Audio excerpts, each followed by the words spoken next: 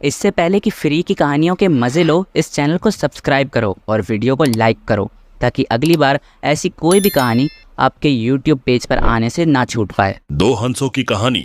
जातक कथा। मानसरोवर आज जो चीन में स्थित है, कभी ठमानस सरोवर के नाम से पूरे विश्व में मशहूर था और उसमें रहने वाले हंस तो नीले आकाश में सफेद बादलों की छटा से भी अधिक खूबसूरत थे। उनकी चहचहाट सुनकर मानो पूरा मानसरोवर ही झूम उठता था।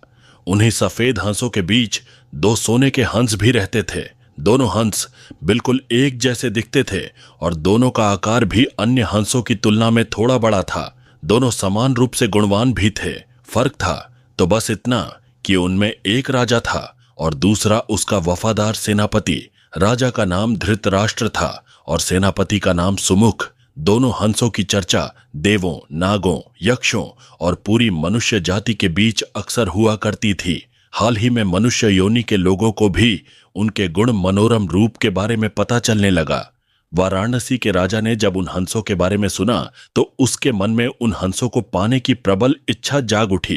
तभी उसने अपने राज्य में मानसरोवर से भी सुंदर सरोवर के निर्माण की आज्ञा दी, जिसमें हर प्रकार के जलीय पौधे और विभिन्न प्रकार के फूल जैसे कमल, तमस, जलरानी, लेपचा उगवाए। बहुत सारी मछलियों और पक्षियों की सुंदर प्रजातियां भी वहां बसाई गईं। साथ ही राजा ने वहां बसने वाले सभी पक्षियों की पूरी सुरक्षा की भी घोषणा करवाई, जिससे दूर दूर से आने वाले पंछी खुद ब खुद वहां आकर रहने बसने लगे। एक बार सावन के बाद जब सर्दियां का मौसम शुरू हुआ और आसमान का रंग बिल्कुल नीला होने लगा, तब मानसरोवर के दो हंस वाराणसी के ऊपर से उड़ते हुए जा रहे थे। तभी उनकी दृष्टि राजा के बनवाए हुए सुंदर सरोवर पर पड़ डी। सरोवर की सुंदरता और उसमें तैरते आराम पाते पक्षियों की आजादी उन्हें तुरंत ही आकर्षित कर गई। तत्काल वे नीचे उतर आए और महीनों तक वहां की सुरक्षा, सुंदरता और वहां के ऐशो आराम का आनंद लेते रहे। पतझड़ के मौसम के आने से पहले वे दोनों सफेद हंस फिर से अपने घर मानसरोवर को प्रस्थान कर गए।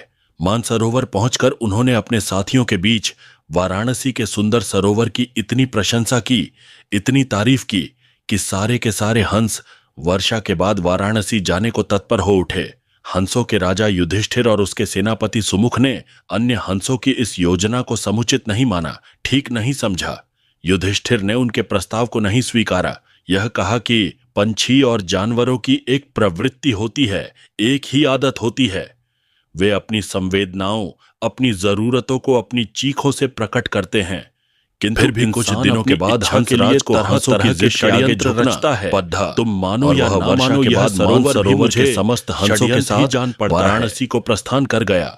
जब मानसरोवर के हंसों का आगमन वाराणसी के सरोवर में हुआ और राजा को इसकी सूचना मिली, तो उसने अपने एक शिकारी को उन दो खास सोने के हंसों को पकड़ने के लिए भेजा। एक दिन युधिष्ठिर जब सरोवर की तट पर अपनी मस्ती में घूम रहा था, तभी उसके पैर शिकारी द्वारा बिछाए गए जाल पर पड़े। अपने पकड़े जाने की चिंता छोड़ उसने अपनी तेज चीखों से अपने साथी हंसों को फौरन वहां से उड़ जाने को कहा, जिससे मानसरोवर से आए सारे हंस वहां से क्षण मात्र में गायब हो गए। रह गया तो केवल उसका एकमात्र अकेला वफादार हमशक्ल सेनापति सुमुख। हंसराज ने अपने सेनापति को भी उड़ जाने की आज्ञा दी, मगर वह अपनी जिद के साथ अपने राजा के पास ही जीना मरना उचित समझा। शिकारी जब उन हंसों के करीब पहुंचा तो वह हैरान रह गया, क्योंकि पकड़ा तो उसने एक ही हंस था, फिर भी दूसरा उसके सामने बहादुरी से खड़ा था। शिकारी ने जब दूसरे हंस से इसका कारण पूछा तो वह और भी चकित हो गया, क्योंकि दूसरे हंस ने उसे यह बताया कि उसके जीवन से बढ़कर उसकी वफादारी और स्वामी भक्ति है। एक पक्षी के मुख से ऐसी बात सुनकर शिकारी का हृदय परिवर्तन हो गया। वह एक मानव था, किंतु मानव धर्म के लिए वफादार नहीं था। उसने हिंसा का मार्ग अपनाया था और दूसरे को मारकर ही अपना जीवन बिताया था। शीघ्र ही उस निषाद ने अपनी जागी हुई इंसानियत के प्रभाव में आकर दोनों ही हंसों को मुक्त कर दिया। दोनों हंस कोई साधारण हंस तो थे नहीं। उन्होंने अपनी दूरदृष्टि से यह जान लिया था कि वह शिकारी अब जरूर राजा के मृत्युदंड का भागी बनेगा। अगर शिकारी ने उनकी जान बख्शी थी तो उन्हें भी निषाद की जान बचानी थी। इसीलिए वे शिकारी के कंधे पर सवार हो गए और उसे राजा के पास चलने को कहा। शिकारी के कंधों पर सवार जब वे दोनों हंस राज दरबार पहुंचे तो समस्त दरबारी गण चकित हो गए। जिन हंसों को पकड़ने के लिए राजा ने इतना जोर लगा रहा था वे स्वयं ही उसके पास आ गए थे। हैरान राजा ने जब उनकी कहानी सुनी तो उसने तुरंत ही शिकारी को मृत्यु दंड से मुक्त कर दिया। उसने फिर उन ज्ञानी हंसों को आतिथ्य प्रदान किया, उन हंसों को बड़े सम्मान के साथ रखा तथा उनकी बातों को राज दरबार में बड़े ध्यान से सुनता रहा। इस प्रकार कुछ दिनों तक राजा का आतिथ्य स्वीकार कर दोनों ही हंस फिर से मानसरोवर को वापस लौट गए।